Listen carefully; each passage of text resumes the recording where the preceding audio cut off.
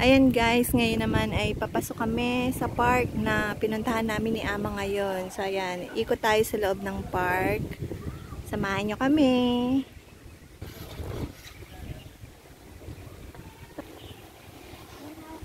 Ayan, makita nyo agad meron siyang CR. Pagpasok pa lang na bungad na sa amin ng CR ng park na to.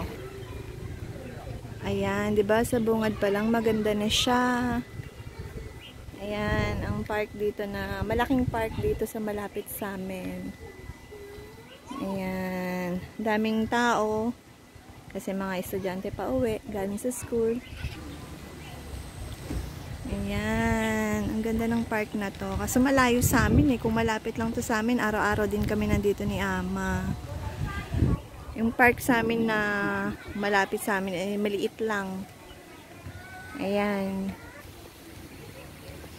Ayan, hanggang doon sa taas, oh, pwede kang umakyat doon. Laro-laro.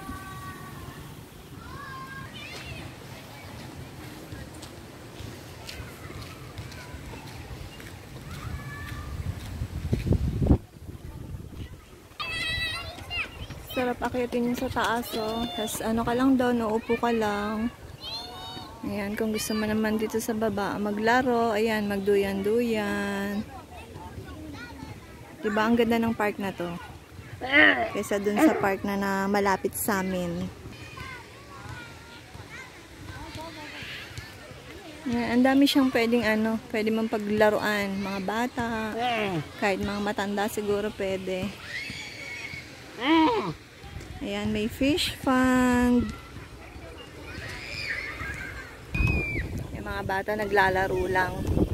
Yan, mga hilig ng mga bata yung naglalaro sa buhangin. Hinayaan lang ng mga magulang nila, ganyan. Na-enjoy sila, gano'n.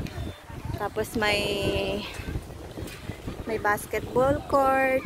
Full court ba yan? O, tama, full court. O, diba? Parang wala ka nang hahanapin pag gusto mo ng exercise. Dito na lahat.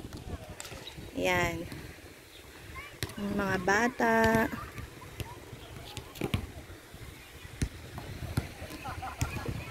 Yan, ganda rin, 'di ba? Yan, napapaligiran siya ng mga gusto mo mag-exercise.